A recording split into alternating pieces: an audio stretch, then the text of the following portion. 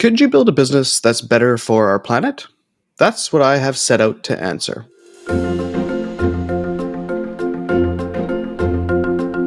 Hi, I'm Marco Pimentel, marketing expert and entrepreneur, and host of the podcast Someone Like You. I become fascinated in finding creative climate solutions in business, and on the podcast, I break down how founders and CEOs are building climate-friendly business solutions that are opportunities for growth while being better for the planet. If you go to a big oil company or go to an environmental NGO or anyone in between, they all have part of the equation and they all have part of the solution. And so, the grand goal behind all of this is how do we have the 8+ and more billion people over time on the planet provided for in the sense of material prosperity. Global energy-related CO2 emissions surged to a record high in 2022, marking a concerning milestone in our collective carbon footprint. Today, I speak with Robert Murphy. He's the CEO of Othersphere about the pressing need to accelerate sustainable infrastructure deployment amid these increasing emissions. Robert's extensive background from global organizations like the World Bank to tech startups such as Aclima has positioned him as a visionary leader in the field. He delves into Othersphere's mission, a spatial computation platform revolutionizing the identification of optimal sites for zero to low greenhouse gas infrastructure with an initial focus on the pivotal role of hydrogen. Robert shares how Othersphere's spatial economics platform empowers project developers, operators, and financiers to expedite the deployment of more environmentally beneficial projects, streamlining team efforts, origination, and diligence while enhancing stakeholder alignment. We explore the innovative strides Othersphere is making to reshape our approach to a sustainable infrastructure, mitigating carbon impact and propelling the world towards a more eco-friendly future. Here is our conversation. I wanted to take a second to tell you about our Season 2 sponsor, Digital Scope. Did you know your website has a carbon footprint? Well, digital technology has a larger carbon footprint than the entire aviation industry, and it's only getting bigger. Digital power consumption is increasing by 9% every year. At this rate, our digital carbon footprint could be responsible for as much as 14% of global emissions by 2040. If you're a digital-first company, or really any company with a website, and want to understand the impact your website is having on the environment, Digital Scope can translate visitor data into carbon measurement, all with a simple one line of code added to your website. Check out digitalscope.com/someonelikeYou. The first 100 people to sign up get free access for an entire year. Robert, welcome to the show. Thanks very much for having me. I'm excited to talk to you today. You have obviously a quite immense background in energy and understanding energy, and obviously this is a massive topic of discussion as of late, as it should be. But before we get into Othersphere and what you've been working on and building, I wanted to just ask about your correlation to climate and sustainability and where you felt like this was an area that you needed to focus in and what background brought you here. Yeah, happy to. I mean, my short answer is I came by this honestly. I was born in Calgary. My father worked in oil and gas. So I grew up around the energy sector. When we were 10, we moved to the Middle East, and I spent a number of years in Yemen and then sort of bouncing around different countries as sort of an oil kid. So I grew up around oil and gas and saw all the pros and cons, basically all the talking points about sort of energy and driving prosperity, I believe are like absolutely true. But then the flip side being sort of working and living in countries where you see some of the downsides, and even that includes here. And so I think I just always probably was going to work in energy because from a very early age, sort of developed a fascination with it. And then so I went to school for business and then went to the sort of grad school for international relations again, just planning to go into the sector in one way, shape, or form, never believing that it's sort of one thing or another. It's not about sort of the pure technical side, nor is it pure commercial, nor is it pure policy. It's just a fascinating sector that really overlaps with all of them. And then, my career just sort of unfolded from there. And so first kind of roll into energy industry, what did you get into and where did you go? I started at an oil and gas consulting focus firm in Washington, D.C. And so I was looking mostly at national oil companies. So these are the large oil and gas producing countries who this was nearly 20 years ago. These companies were they had been for a long time almost sort of government shells, and they were the international oil companies would go in and they would partner with these local national oil companies, but do a lot of the work. And then in many years in between, a lot of them had really sort of progressed, and now they were or even sometimes higher functioning than the international oil companies. And so these NOCs were of more and more interest in the market. So I started looking at those and really understanding how they functioned. And these are, sort of the countries like, say, Saudi Arabia or Iran or Iraq, through to, say, Brazil or the Chinese national oil companies. And they all had different flavors of their home countries and things going on. And it was fascinating. And so that was as going back to what I was saying before, it was such a nice split of the political, the commercial, the technical side of energy. That's, I think, why I started out there, and then just moved on, gradually evolving through the sector, working renewable energy consulting in a similar way, and then gradually getting on towards more of sort of an operational side and getting on the ground more often. At what point did you start to think about this energy transition from oil and gas? And, like you said, you're an oil kid, that you got to see it firsthand and everything. So that, gives you quite an experience. But at what point in your career did you start to think, okay, we likely have an energy transition and we need to be transitioning into more of a focused around renewables and looking at energy in a different way? And I guess at what point in your career did you decide that this is something that I want to start working in more slowly? Mm-hmm. I think a lot of it was a new area. So working in oil and gas, seeing how the fundamentals of the energy sector work, and realizing that that's going to be true for a long time, that oil and gas, and both in the products they create, are very competitive, and they, and as I said, enable a lot of sort of prosperity. And so there's a lot of reasons why the world will continue consuming them. So that will be what it'll be, and that sector will evolve over time. And then this is again about 20 years ago. So renewables, like, they were much earlier in their sort of growth in the deployment curves. Carbon markets and pricing were just starting to really come into being in a meaningful way. And it was exciting. It was an interesting new area to work on. And so knowing that the traditional energy sectors are essential but will kind of continue on, and they're sort of in more of a steady state sort of stewardship mode, whereas a lot of these new sort of approaches, and as you said, the energy transition writ large, was open territory, a lot of risk, a lot of uncertainty. And I think that's just an interesting space to try to work into. And so I've always sort of, I think, gravitated towards that through my career. So the oil and gas consulting, as I said, I moved over to renewable energy consulting for that reason, that I was just sort of interested in sort of the newer side of things and what was coming down the pipe. And then when I went back to DC, I went to the World Bank and worked on energy projects, so all in developing countries, so lower middle income countries.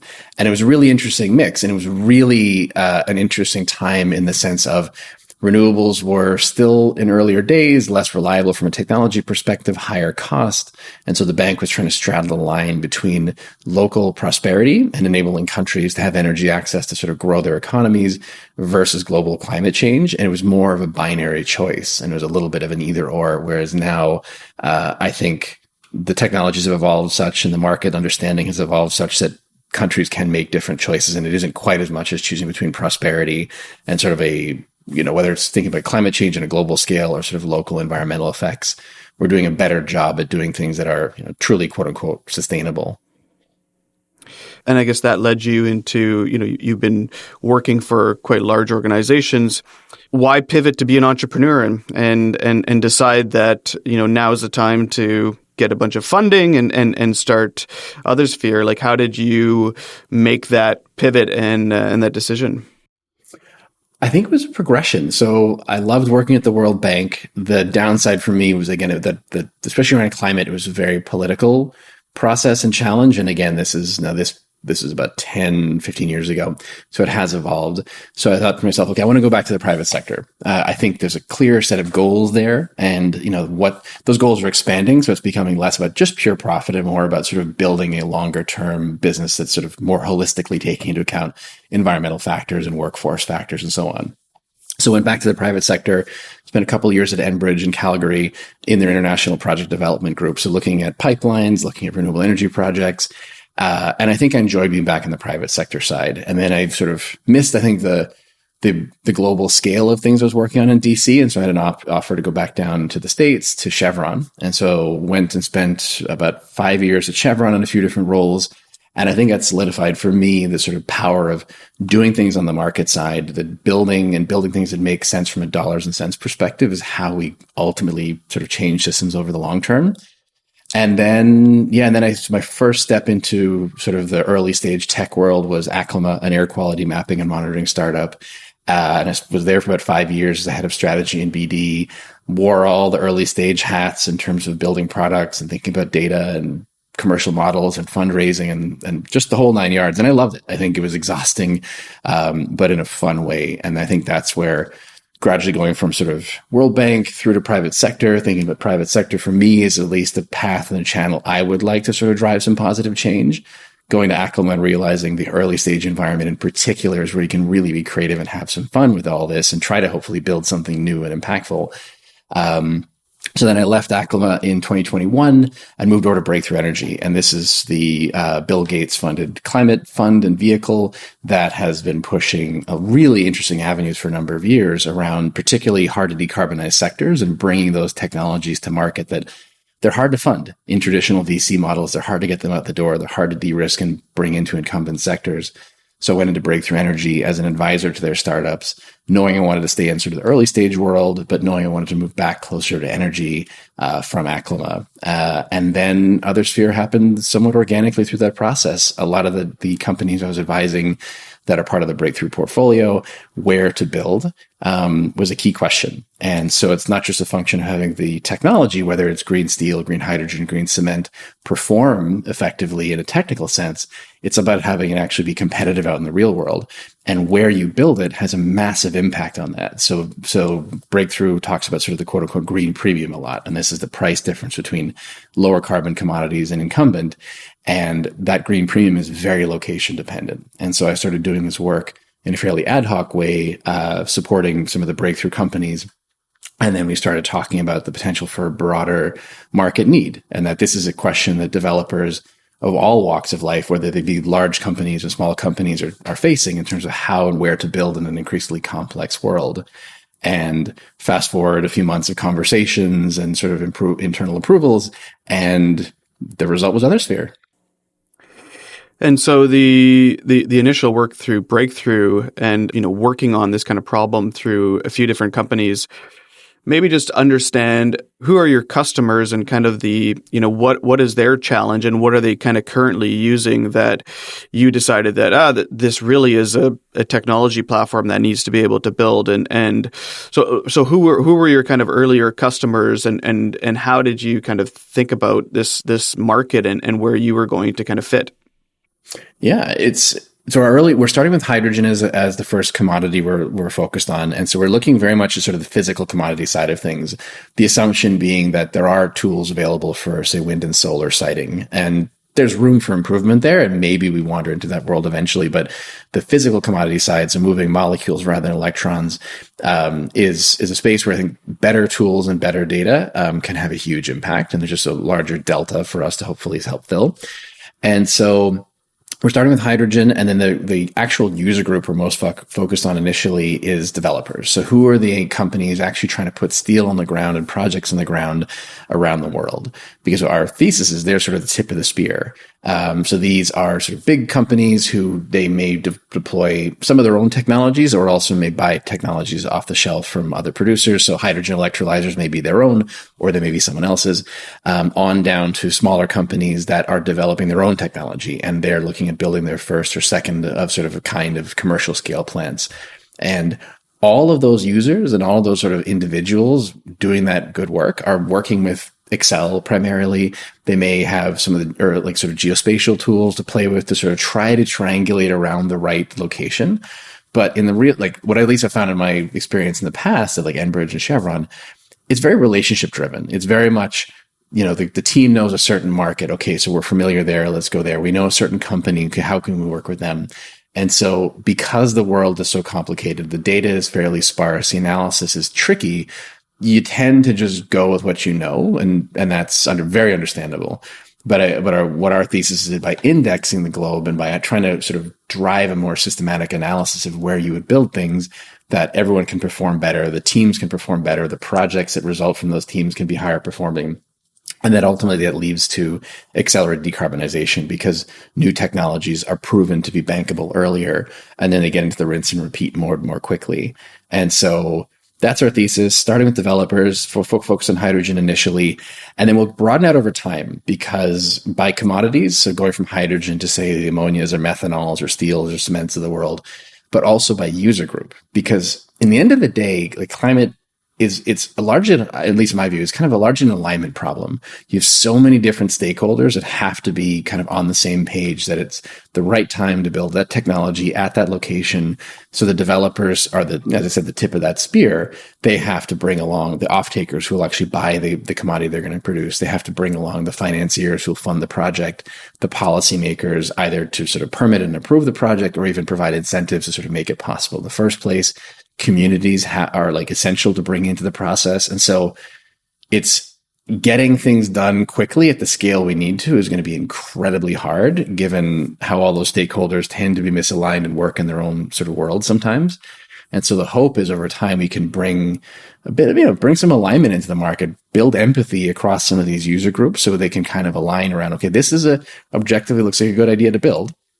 And so how can we do that together, as opposed to getting into misinformation and combativeness that I think we see with a lot of projects that are developed, even with the best intentions. Every week on Someone Like You, we dive into stimulating conversations with founders, entrepreneurs, business owners, and the likes who are consciously and successfully creating sustainable business solutions for the long haul. Tune in every week for a new inspiring conversation on leading climate solutions. And if you're enjoying the podcast, don't forget, please subscribe on the platform of your choice and give us a rating and a review.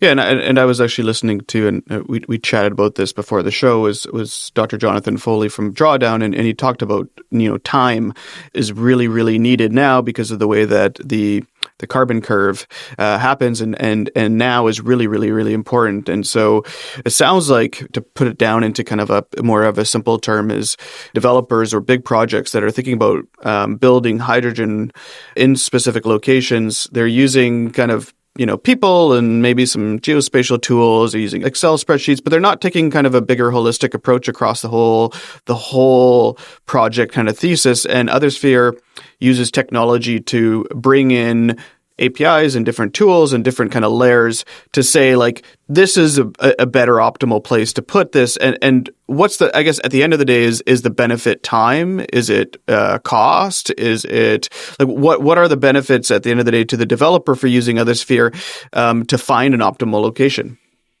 Yeah, I think hopefully all of the above, but it starts with the teams themselves and the things that are easier to demonstrate in terms of value. So the hope is that by having the tool in the hands of these teams, and a lot of these development, like these project development teams, maybe it's a little hyperbole, so they're sort of the unsung heroes of decarbonization, but there's a lot of sort of interest in inventing things in the lab and sort of the new hardwares and new technologies. But then scaling them gets into the invention worked, but now it's kind of the muddier world of actually rolling it out, and slower, and it's a little less exciting, a little less sexy. But so these teams, I feel like they get less attention, they get less resource, but they're essential. And building a great development team is probably even more so than your technology, what will like make or break a development firm. So we want to empower those individuals on those development teams. And we start with sort of giving them data. So making just the data from the world available in their hands in an easy way. So that alone will save them a lot of time and effort trying to gather that in any given location they're looking at. Then doing the comparative analysis. So what we've done is we basically tiled out the world, breaking it up into a little under a square kilometer each. And on each of those tiles, we apply market and human and environmental values, and then run our models on top, in this case, starting with hydrogen. So we have a comparative view of how at any given location, how, say, a certain form of hydrogen electrolysis would compare to, say, pyrolysis or steam methane reforming or any sort of other hydrogen production technologies. So we hand the developers the data, we hand them sort of the analysis, the comparative view, saying, well, how will this thing perform in terms of economics? What will its emissions look like? And will it be a good fit with local surroundings? And so hopefully that alone makes those individuals like work faster, more effectively, empowers them to do their best work. And then the hope is also then we're saving these firms on consulting fees, because a lot of this work is so complicated, it tends to be outsourced, and that can be fairly expensive for teams and firms, or even just developing sort of the Excel spreadsheets and the models that they'll end up then taking to the financiers and then having a long back and forth between the two in terms of aligning on, is this project a fundable thing or not? And so if we can put all the information and analysis in developers' hands, make them effectively, function more effectively, more quickly, save them a lot of costs on consultants, for example, and sort of bespoke work they have to get done. All of that hopefully then leads to better projects. And this is where we look back over time, and maybe we see lower cost of capital in the near term, or we can look back and say, improved IRRs in the longer term. But the goal is that these teams functioning more effectively lead to better projects, which then lead to sort of better performance for the corporate company and corporate entity itself. And then stepping up that one more level is then that the market itself says, well, this technology is low enough risk, is scalable. And so more and more of the sort of more traditional financiers or developers come into the market, as opposed to it being, in some cases, in some of the sectors, dominated by early adopters or sort of specialist developers or specialist financial firms who are there to hopefully be, the initial conduits to bringing new technologies out. But then ultimately how it really makes a big impact in terms of climate is that it's not novel, it's not sexy. It's traditional banks and traditional industrial companies that are building and developing these technologies. And the business model, it sounds like it's a software as a service. Is that kind of the go-to-market right now, or is it a little bit different because of the way that you're integrating right now with companies? Because are you still in the beta phase right now of your product?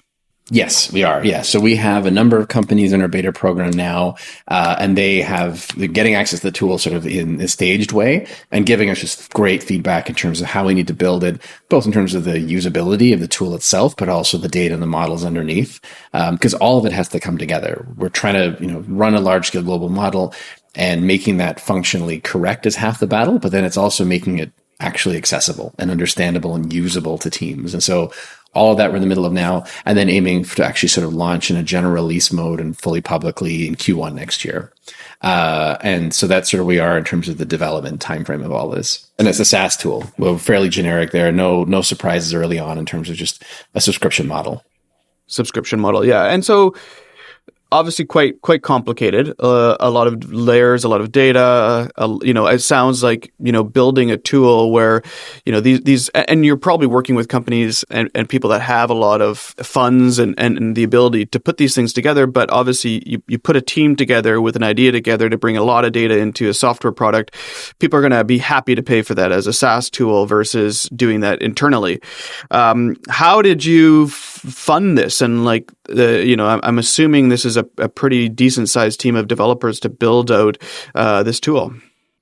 Yeah, it is. We have a team of 10 today so far, and they're phenomenal. As you're alluding to there, the reason that I hope will succeed and ultimately be very impactful out there is that what we're doing is hard, but it is a thing that bigger companies could do in theory internally. But especially some of our bigger beta testers now, we've gotten a lot of comments that the team and I always love when they're just like, we've done in 6 months what they would do in, say, 3 years. And that's always nice to hear. Maybe it'd be great if the world didn't work that way, but it is what it is. So team of 10 now, phenomenal mix of software developers, data scientists, sort of energy experts, and all doing our best to put something pretty exciting together. Funding wise, and when I went into the Breakthrough Fellowship, as I said, I went in as sort of advisor to their startups.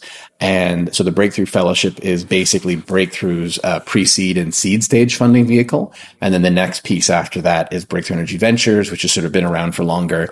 And that is sort of the more traditional VC fund that they've I think been 6 or 7 or 8 years out in the market now.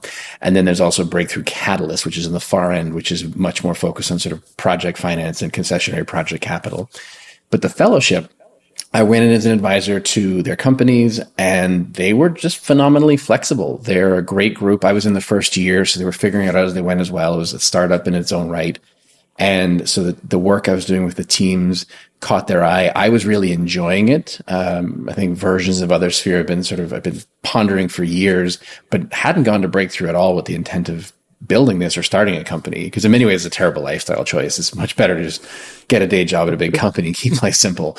But it seemed like it'd be an exciting thing to build, a necessary thing to build.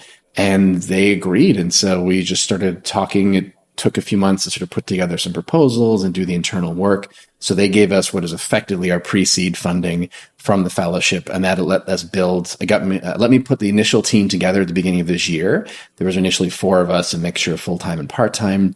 We built our proof of concept out by May of this year. And then in May, June, we also closed our seed round in parallel. So that was led by Active Impact Investments based in Vancouver. And then that let us graduate from there. And so move on from sort of the proof of concept and cobbling it all together to building out the team of 10 who were all in place basically by the end of July. And we have been just building full tilt since then. And the other side of the business, obviously, you need to build a product, and you're working, in beta right now to feed that funnel of development. But the go-to-market strategy after, a team of 10 people working with big projects and bigger companies, how do you build a go-to-market plan in this? Like this, it seems like a fairly daunting task. Is it all through, business development? Is it through sales? Like how does that piece start to kind of come together, or at least have you thought about how that piece comes together? Yeah, I mean, it comes together carefully is a really short answer and mildly glib one. The slightly longer answer is I think myself and some of the rest of the team, we have experience in big industrial companies or or big consulting firms that serve the big industrial companies. So we know what works, and we've also sat in the seats of our users, which I think is nice. So we have a sense of how we can provide value. We then have a sense of how they could actually sort of use us and purchase us. And so we can actually go through a sales cycle with, big companies or small companies alike. And so for us, we haven't said a lot yet. And so our Othersphere website right now is just very basic. And it's just most things we haven't had time to really put effort into it just yet. And also I think we've been focused on the building and really understanding from these testers who are already involved how we're valuable and really getting them to validate our thesis on the product, but also its potential impact.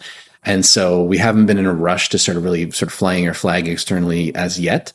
That'll change in the next couple of months. And so, yeah, I think you're right, though. It's a tricky challenge. I mean, frankly, we have it easy as a software company trying to work with industrials. It's a lot harder to work as a hardware company working with industrials. And so in many ways, we're hoping we can actually help bridge that divide so that early stage companies and even the bigger ones can work with the big incumbents because they're all having a better shared view of projects and how they can succeed together.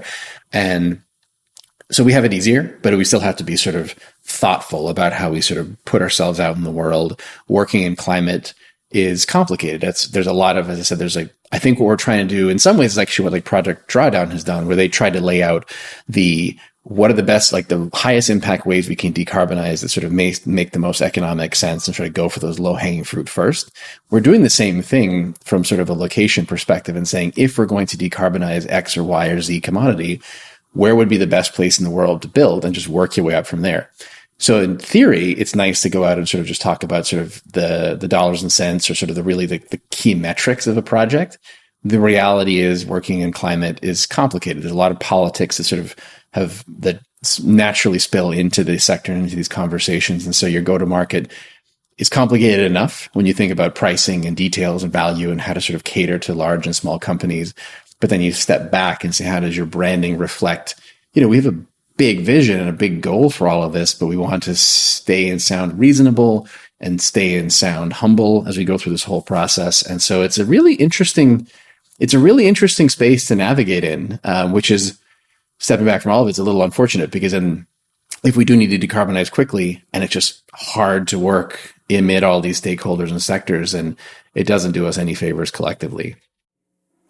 You took venture funding, and so when you do that, obviously you have to have some big goals and big plans. When you think about kind of the next 3 to 5 years, where do you see Othersphere, and what are those kind of big goals and aspirations that you have that you want to build towards? Our hope is that what the underlying technology we're developing, this indexing of the globe, it becomes quite self-reinforcing over time. And so we have more users who are testing and validating and improving this data. We bring in more commodities over time so that we, as a business, have sort of a broader reach in terms of impact and revenue, of course, as well. And they also reinforce each other, because started with hydrogen was deliberate because it sort of chains into a number of other commodity sectors. So hydrogen as a precursor to, say, ammonia or methanol or a lot of Power-to-X technologies. Hydrogen is on the road for most steel decarbonization pathways. And then adjacent to things like carbon capture and cement in different ways. And so we move forward by, succeeding initially, just getting it right with one user group in one commodity sector, adding more commodities over time, and then adding, as I said, more user groups. So we bring in potentially developers, but also sort of catering to off-takers, financiers, potentially policymakers, all of those stakeholders that need to be aligned around what a project looks and feels like, and even potentially communities as well, because it's a very different animal in the sense of like how you lay out data and lay out a potential project in a way that is clear and understandable to the general public, as opposed to sort of an energy expert who's a commercial modeler. But they all have to be on the same page if the thing is a good idea. So expanding by commodity, expanding by user groups. And then in theory, we could add other sort of go beyond software into different business models over time. But all of that would still be predicated on that underlying indexing technology, and that being in some way a differentiator that lets us step into any new markets or any new opportunities in a way that is just better than what's available today. As we wrap up, I think you said something that was interesting around entrepreneurship, that it's a terrible decision in terms of a lifestyle choice. And I hear you and I understand that. But, kind of a last question just around entrepreneurship. And I think, your journey to where you are today, and obviously your experience through energy and World Bank and renewables is a amazingly long and an amazing experience to have all of that. But what would you say to people that are kind of sitting on that sideline, just about to jump in or wanting to jump into, to get into this climate space and build either tools or hardware or the hard things and software? What would you say to those entrepreneurs that are kind of sitting on the sideline thinking, yeah, maybe now is the time? I'd say it is the time. That I think that's the easiest answer. That's the straightest forward piece of it for sure. It's just like we have a big need, and it's only just becoming clear, I think, to people, honestly, even though the conversation around climate has been going on for decades in various shapes and forms. I think it's really now just starting to kind of penetrate more and more in terms of day to day. Because ultimately, I think in my mind, it comes down to how people vote with their wallets or their ballots. And I think that's what's starting to shift. And then that will cascade back to demand for different choices all the way up. And so I think now is a great time to get into it. The need is pronounced. I think that sort of the El Nino cycle we're in right now is hopefully a little bit of an aberration in terms of sort of high temperature, almost globally, but certainly like breaking records in all kinds of different locations around the world. But it's a sign of what's to come. And so I think the need is there. The market is shifting. There's a lot of exciting technologies being worked on. And I guess my only thought, aside from just, start to anybody, is don't overthink it as well, that wherever you start will probably evolve. There's no silver bullet technologies. So you may move on between different technologies quite a bit throughout your career. And the other big thing is that no one has the right answer. So if you go to a big oil company or go to an environmental NGO or anyone in between, they all have part of the equation, and they all have part of the solution. And so, the grand goal behind all of this is how do we have the 8+ and more billion people over time on the planet provided for in the sense of material prosperity. And there's a way to do that most efficiently. And there's a way where we kind of keep bumbling along as we do now, and the market's sort of driving a reasonably kind of optimal solution. And I think the answer is it has to be a collaborative effort. And so just start. Don't worry about the right technology or the right sort of type of organization in the beginning, because you'll probably end up moving around, and that'll probably be a great thing to see different perspectives on different technologies and different sort of worldviews. And that's how I think he gets closer to making, an impact and moving the needle in the long run. Well, incredibly thoughtful, and thank you for joining us today. Very happy to be here. Thanks for having me. That's Robert Murphy from Othersphere. This podcast is co-produced with The Brand is Female. I hope you've enjoyed today's episode of Someone Like You. And if you did, please share this. We're a new podcast, and I would love it if you could share it with a family member, friend, colleague, work colleague. Share it on Slack, whoever you do. Just share and spread the message of these incredible brands. Please also support these type of companies. They're doing the hard thing, and the hard thing often takes a lot of people to get on board. And don't forget, please subscribe on the platform of your choice and give us a rating and review.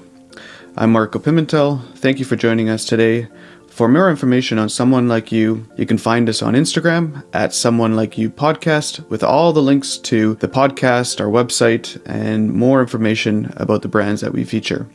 Thank you again.